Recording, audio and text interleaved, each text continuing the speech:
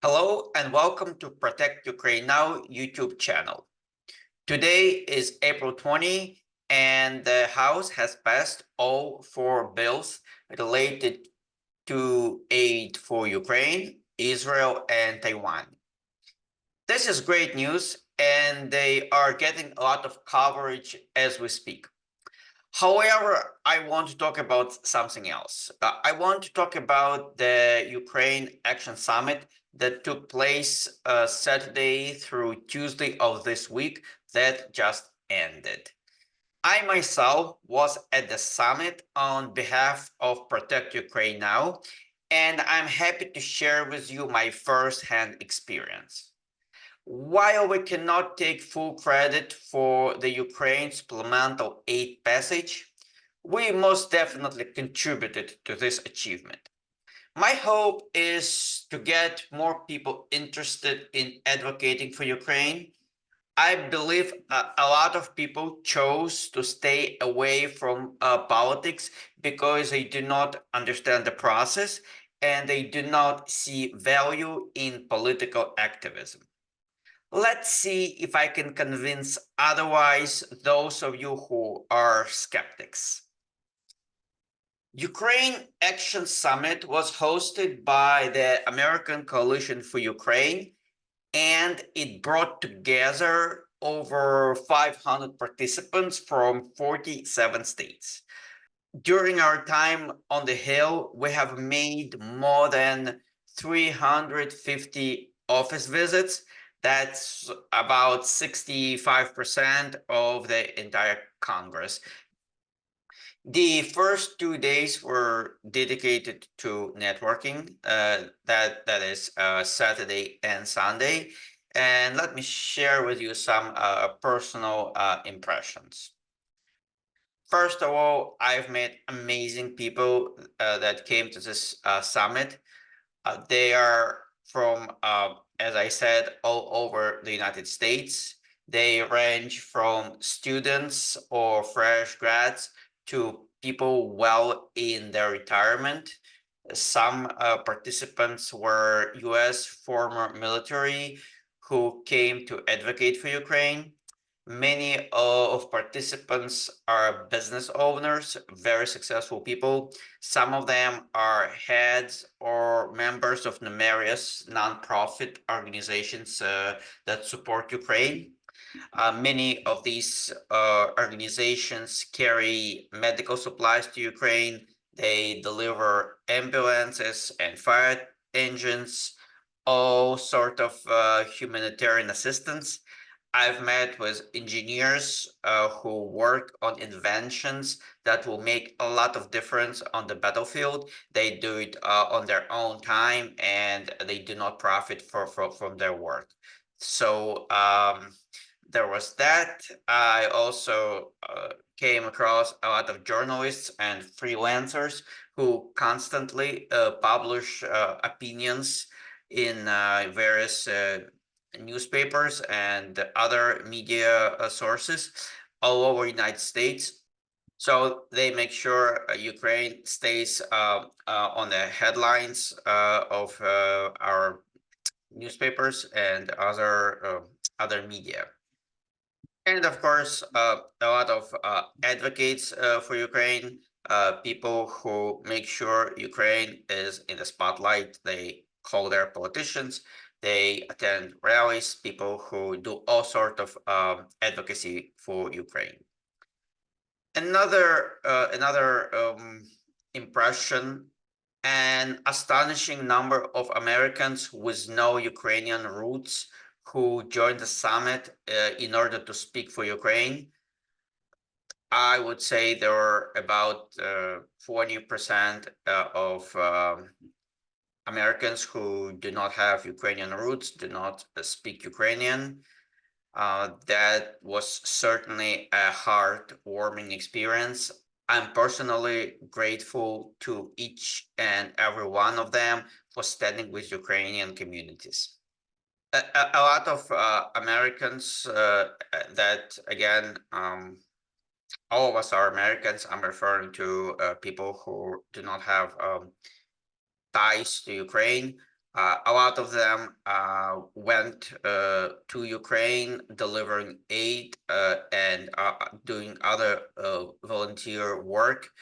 They have traveled all over Ukraine, despite the war, despite the fact that no place in Ukraine is truly safe.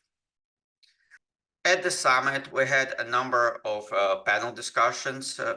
The most memorable guest speakers were mothers of Americans, again, no blood ties to Ukraine, who went to defend Ukraine and unfortunately lost their lives. So now their mothers came to support Ukraine and advocate with us on the Hill to the members of Congress. We also had a section when the coalition leadership talked about priorities of the summit, which was passing the bill. And we also talked about Repo Act, which is a transfer of frozen Russian Federation assets to Ukraine. They also shared some do's and don'ts for people participating in advocacy for the first time.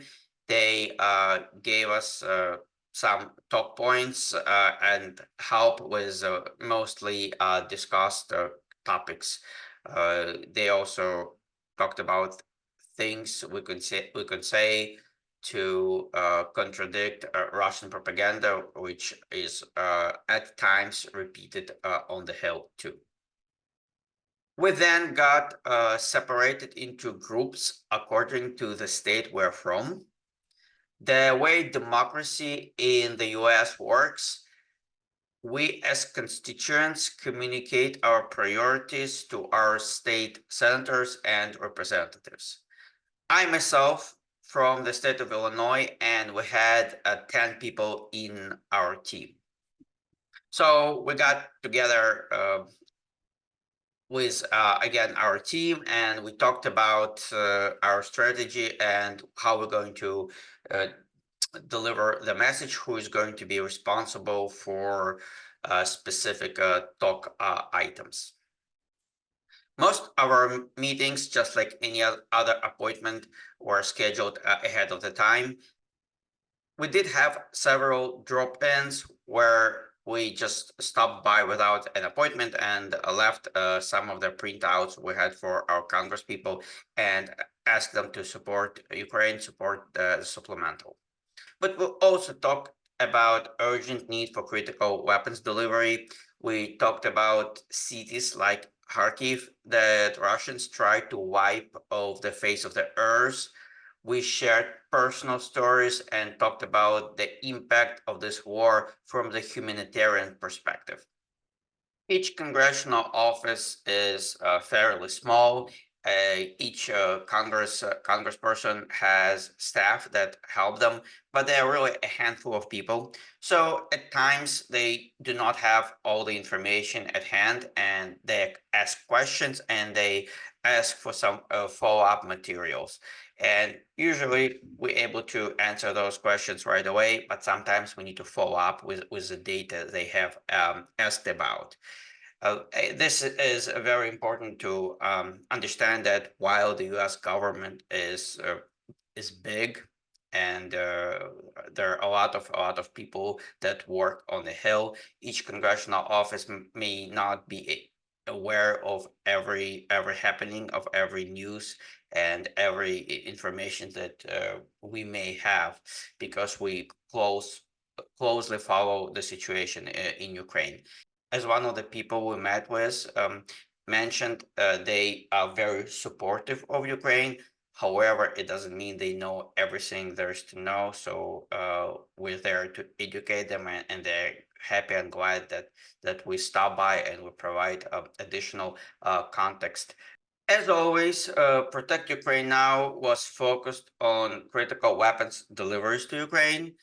We have shared extensively our analytics and military aid priority documents with other participants of the summit. We asked them to educate their members of Congress on what Ukraine needs the most at this very moment. During some meetings, we were proactively asked about the current weapon needs and what else the office can do to help. That's when I, for example, would talk about things like surplus military gear that sits somewhere in storage collecting dust. We'll talk about things like Bradleys or Humvees. I also had with me a list of high priority items that I left with offices we have visited so that their military personnel could assess those items and hopefully uh, communicate the need for these military capabilities to appropriations committees, armed services committees, or the administration. In conclusion, I'm confident our advocacy helped a lot with a supplemental bill for Ukraine passing the House. This very bill we have criticized a lot and called insufficient. Well, there was no other bill we could support, and something is better than nothing. So we went to DC and we supported this legislation. If we look at the big picture, the military aid Ukraine was getting before December of last year was absolutely not enough. Then the aid got stuck in the house and Ukraine had almost nothing for about 5 months. So we went to DC and we unblocked this aid, and now with this bill becoming a law, the insufficient aid flow will be resumed. What does it give us? It gives us a proof of concept. We had 500 people who took part in the summit. We had thousands more who daily called their Congresspeople. We had thousands who went to various rallies. But we are a country of 333 million people. Could a few thousand people persuade the Congress that a strategic change in aiding Ukraine is a must? No, we couldn't. We only were able to achieve a result attainable with the resources we got. But we can do much better if significantly more people ask the Congress to provide Ukraine with military capabilities in line with their current victory needs. My experience in DC makes me confident Ukraine still has a chance to win this war if enough Americans stand with Ukraine. Like it or not, but this is exactly how democracy works. I thank you for watching this video. If you find it important, please share it with your friends and family. If I convinced you to get involved in advocacy for Ukraine, please leave a comment under this video or send us an email at contact@protectukrainenow.org. Thank you.